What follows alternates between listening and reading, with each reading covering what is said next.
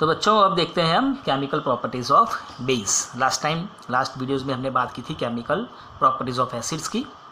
So now base के बारे में देखें। तो reaction with metal of base, तो बेस का रिएक्शन देखें मेटल के साथ। तो base plus metal gives salt and dihydrogen gas. जैसे एसिड में था वैसे ही acid plus metal gives salt and dihydrogen gas. यहाँ पर base plus metal gives salt and dihydrogen gas. For example base में हमने लिया सोडियम हाइड्रोक्साइड, मेटल में लिया हमने जिंक। रिएक्शन होने के बाद मिलेगा sodium zincate Na2ZNO2 plus dihydrogen gas.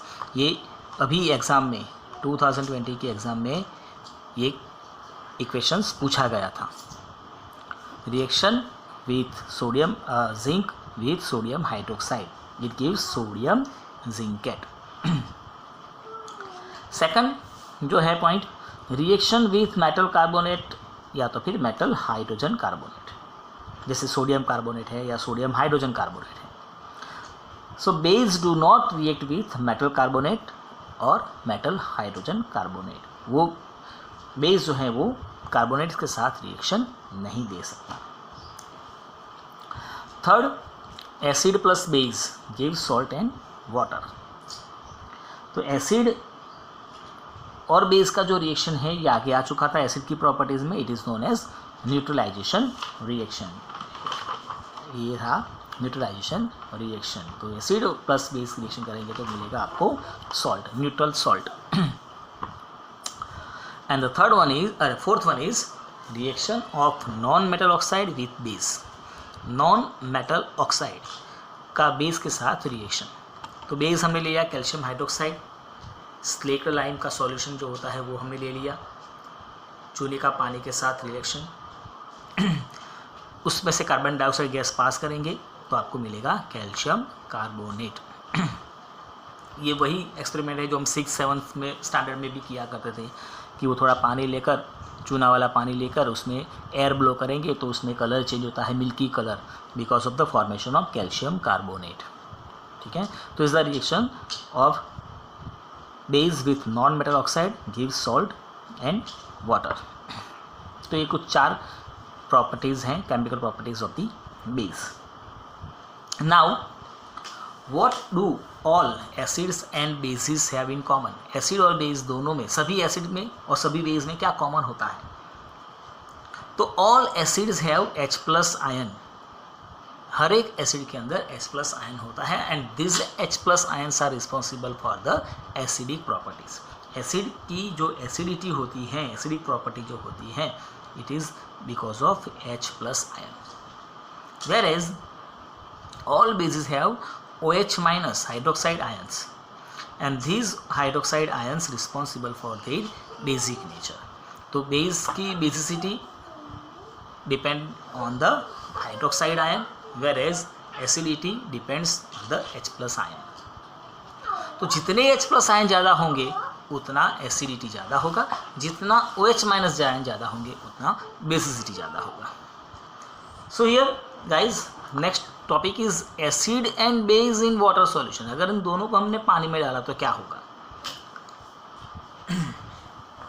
तो सपोज हमने लिया यहाँ पर हाइड्रोक्लोरिक एसिड, वो पानी में मिक्स किया, तो यहाँ पर हाइड्रोजन जो है, HCl जो है, वो H+ को डोनेट करेगा, यहाँ पर H+ जाएगा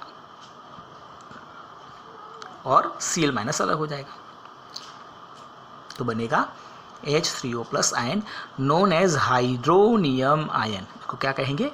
हाइड्रोनियम आयन। यहाँ से H+ जो है इसको डोनेट किया, मतलब H2O ने लिया, तो ये जो H+ जो था, अब हमने कहा क्या था कि H+ is responsible for acidity, लेकिन H+ मतलब सिर्फ और सिर्फ एक proton.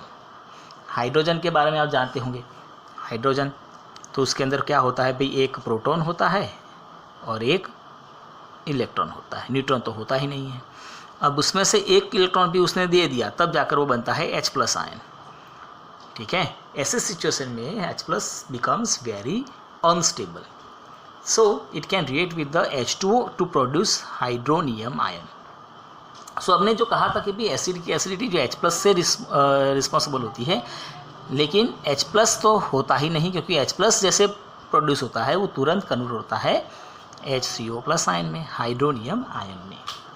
So we can say that H+ ion cannot exist alone. It exists as H3O+ ion. H+ plus H2O gives H3O+ hydronium ion.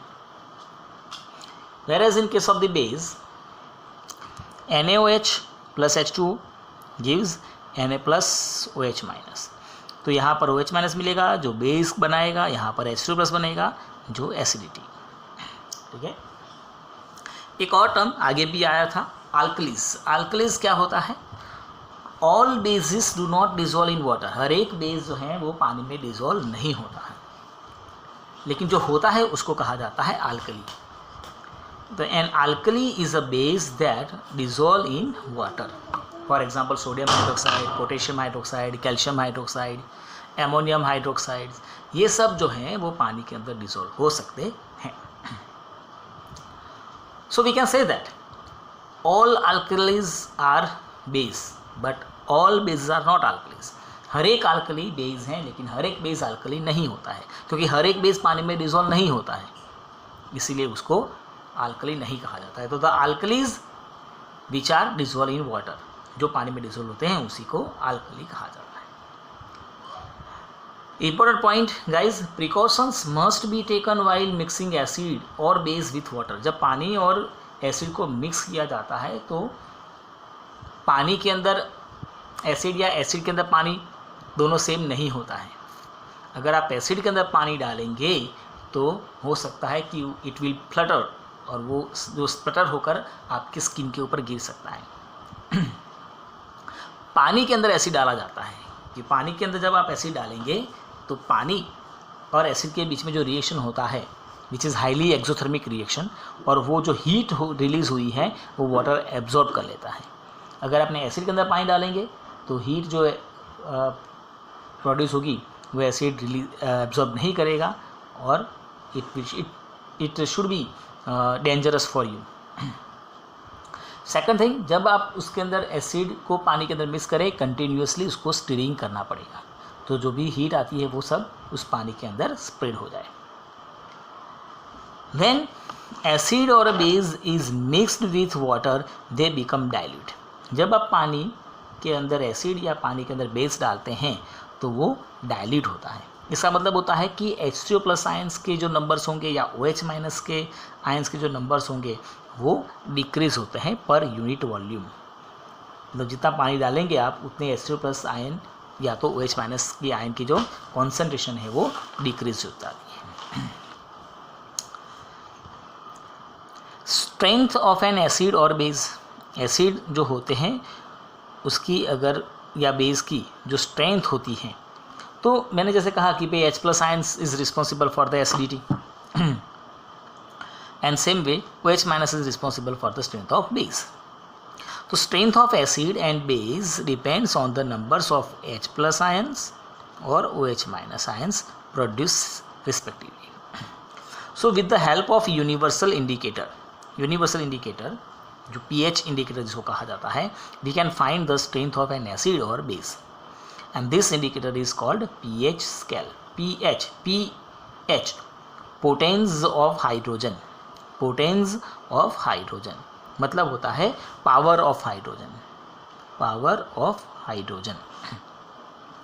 तो उसका एक मैथमेटिकल फॉर्मूला भी है हमारे पास, pH is equal to negative logarithm to the base of 10. यहाँ पर अगर आप pH फाइंड करेंगे तो H3O+ आएगा. दूसरा होता है हमारे पास POH, वो बेस के लिए होता है. सेम यहाँ पर negative logarithm to the base 10 of OH-. ये pH, ये POH. pH for acidity, POH for basicity. Okay. अब अगर pH जो है जितनी ज़ीरो के पास में होगी उतना वो ज़्यादा एसिडिक होगा, मतलब लेस pH मोर एसिड्स. अगर वैल्यू मिलती है आपको एग्जैक्ट 7 तो वो न्यूट्रल कंसिडर किया जाएगा. And if the value of pH is 14 then it is highly basic. मतलब more pH more basic, less pH more acid. Okay. And importance of pH in our daily life जो है वो हम देखते हैं next video में।